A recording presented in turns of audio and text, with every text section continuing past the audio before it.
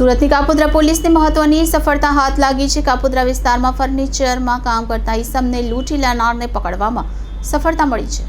કાપોદ્રા વિસ્તારમાં મકાનમાં ફર્નિચર બનાવવાનું કહી રાજસ્થાની કારીગરને લૂંટી લેવાની ઘટના બની હતી, જે અંગે કાપોદ્રા પોલીસ સ્ટેશનમાં ગુનો નોંધાયો હતો। આ ગુનામાં કાપોદ્રા પોલીસે 2 આરોપીઓની ધરપકડ કરી છે।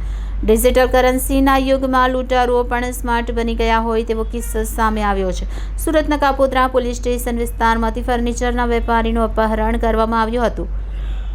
ફર્નિચરનું કામ બતાવવાનું છે કહીને કારમાં વાવરૂ જગ્યાએ લઈ જઈ માર મારવામાં આવ્યો હતો। ત્યારબાદ તેની પાસેની રોકડ અને મોબાઈલ ફોન લૂંટી લીધો હતો। સાથે જ મોબાઈલમાં રહેલા ગૂગલ પે સહિતના યુપીઆઈના પાસવર્ડ મેળવી લઈને ઓનલાઈન ટ્રાન્ઝેક્શન કરીને 1.9 લાખની લૂંટ ચલાવી હતી। આ ગુનામાં પોલીસે 2 આરોપીને ઝડપી લઈને વધુ તપાસ હાથ ધરી છે। કમલેશ સીતારામ જાટ અને સોનુ સ્વૈને ઝડપી લેવામાં આવ્યા છે। કમલેશ ગુનાહિત ઇતિહાસ ધરાવે છે। તેની સામે અગાઉ રાજસ્થાનમાં ફાયરિંગ કેસમાં ઝડપાયો હતો। સોનુ સામે ચોક બજાર પોલીસ સ્ટેશનમાં ગુજસીટોકનો ગુનો નોંધાયો હતો, જ્યારે ત્રીજો આરોપી જે પોલીસ પકડથી દૂર છે તેની સામે પણ ભૂતકાળમાં ગુના નોંધાયા હતા। તેને ઝડપી લેવાના ચક્રો ગતિમાન કરવામાં આવ્યા છે। કાપોદ્રા પોલીસ સ્ટેશન ખાતે એક લૂંટનો ગુનો ડિટેક્ટ થયેલો છે।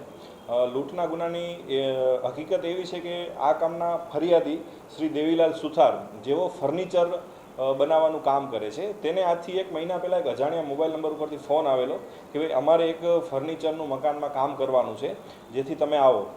એ સમયે આપણા ગુનાના ફરિયાદી રાજસ્થાન હતા। ત્યારબાદ રાજસ્થાનથી જ્યારે તે પરત આવ્યા ત્યારે જે મોબાઈલ નંબર ઉપરથી ફોન આવેલો એ મોબાઈલ નંબર ઉપર ફોન કરેલો કે ભાઈ જે આપે મને કીધું હતું ફર્નિચરનું કામ કરવાનું છે, તો આપ મને મળો એમ કરીને જે આપણા ફરિયાદી છે હાલના ગુનાના, એ હીરાબાગ પાસે જાય છે। હીરાબાગ પાસે 3 અજાણ્યા માણસો એને મળે છે અને તેની સાથે વાતચીત કરે છે કે ભાઈ આપણે કામરેજ ખાતે એક મકાન બનાવવાનું છે, ત્યાં આગળ જઈએ, ત્યાં આગળ મકાન જોઈ લો એમ કરીને એને એક ઇનોવા ગાડીમાં ત્યાં આગળ લઈ જાય છે। ત્યાં એક ચાલતી સાઇટમાં દેખાડે છે કે ભાઈ આ મકાનમાં ફર્નિચરનું કામ કરે છે।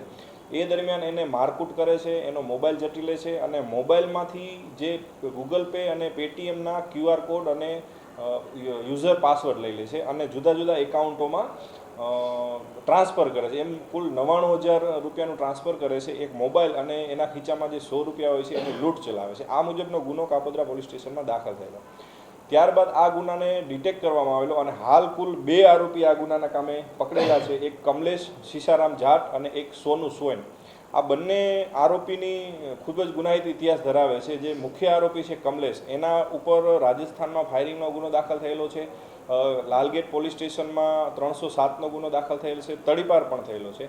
અને જે બીજો આરોપી છે સોનુ સ્વાઈન, એના વિરુદ્ધ ચોક બજાર પોલીસ સ્ટેશનમાં ડબલ મર્ડરનો ગુનો દાખલ થયેલો છે અને ગુજસીટોક હેઠળ પણ એના વિરુદ્ધ કાર્યવાહી થઈ છે અને હાલ એ ગુજસીટોકના ગુનામાં જામીન ઉપર છૂટેલો છે અને આ ગુનાને અંજામ આપ્યો છે। આ બંને આરોપીઓની કાયદેસર ધરપકડ કરેલ છે અને ત્રીજો આરોપી જે અમદાવાદનો છે તેને શોધવા માટે પણ પોલીસની ટીમ અમદાવાદ ખાતે જતી રહી છે।